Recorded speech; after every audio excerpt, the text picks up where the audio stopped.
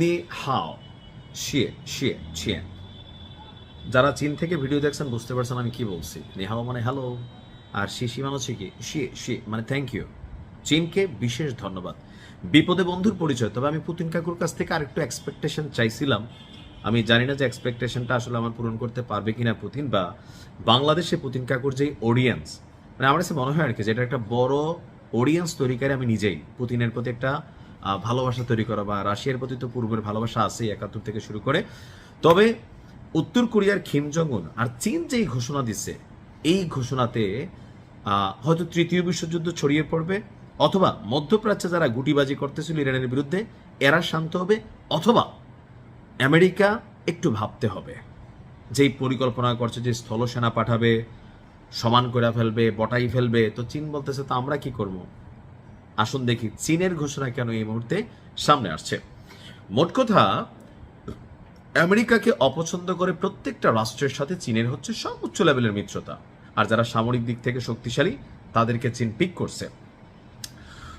বলা হচ্ছে যে এই অভিযান যেটা আমেরিকা এবং ইসরায়েল চালাচ্ছে, এটা ইরানের সার্বভৌমত্ব এবং নিরাপত্তাকে বিঘ্নিত করেছে।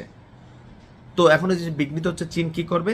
চীনের বক্তব্য হচ্ছে ইরানের সার্বভৌমত্ব এবং নিরাপত্তা রক্ষায় তেহরানের পাশে নিজেদের অবস্থান প্রকাশ করেছে যে আমরা সাথে আছি।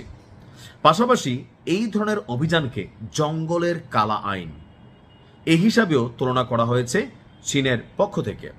চীনের রাষ্ট্রীয় গণমাধ্যম সিসিটিভি এবং সিনহুয়ার, সিসিটিভি মানে এখান থেকে শব্দটা আসছে আমি জানি না, এটা চীনের রাষ্ট্রীয় গণমাধ্যম। সিসিটিভি বলছে চীনের পররাষ্ট্রমন্ত্রী ওয়াং ই, ওনার নাম, ইরানের পররাষ্ট্রমন্ত্রী আব্বাস আরাকচিকে ফোন করে বেইজিং এর অবস্থান পরিষ্কার করেছেন। চীন বলছে চীন এবং ইরানের মধ্যকার ঐতিহাসিক বন্ধুত্বকে বেইজিং অত্যন্ত গুরুত্ব দেয়।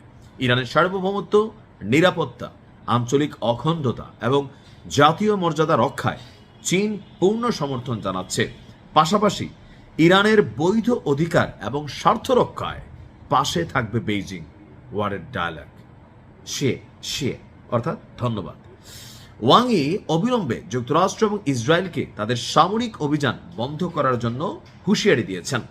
সতর্ক করে বলেছেন উত্তেজনা যেন আর বৃদ্ধি না পায়, এই সংঘাত যেন মধ্যপ্রাচ্যে ছড়িয়ে না পড়ে, এটা মাথায় রাখা উচিত।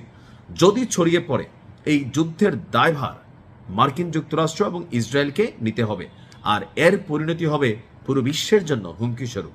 চীন তার বন্ধুত্বের প্রতি সম্মান জানায়, বন্ধুর নিরাপত্তা স্বার্থ রক্ষায় চীন সবসময় পাশে থাকবে। এই ডায়লগগুলা এখন চীনরা হালকা নিয়েন না। মার্কিন যুক্তরাষ্ট্রের পরে সারা পৃথিবীকে যদি কেউ লিড করে, এটা হচ্ছে চীন। ব্যবসা বাণিজ্য, টাকা পয়সা, বিনিয়োগ, আমরা যে ওয়ার্ল্ড ব্যাংক, এডিবি সেডিবি, চীন একলাই বাই একটা চিডিবি চালায়। হ্যাঁ, চায়নারা বিভিন্ন দেশে আপনার বিনিয়োগ করে হিউজ টাকা পয়সা, এবং কি সামরিক দিক থেকেও বিশ্বের সবচেয়ে বড় সেনাবাহিনী কার? চীনের। এই মুহূর্তে বিশ্বের সবচেয়ে বেশি সামরিক সক্ষমতা চীনের, তবে পারমাণবিক দিকে একটু পিছিয়ে আছে, যেখানে আবার আমেরিকা আগানো। তো সবকিছু মিলে চীন হচ্ছে আমেরিকার আগামী দিনের প্রতিদ্বন্দ্বী, এমনকি বুক ফুলাইয়া চলে। তো সেই জায়গা থেকে চীনের এই মুহূর্তে এমন অবস্থানকে আমি ধন্যবাদ জানাই, যে এই কথাগুলা, যে কাজগুলা দরকার ছিল আমাদের আরব রাষ্ট্র ওআইসি এদের করা, এই কাজগুলা করে দিচ্ছে চীন। আল্লাহ ইরানকে হেফাজত করুক। আসসালামু আলাইকুম।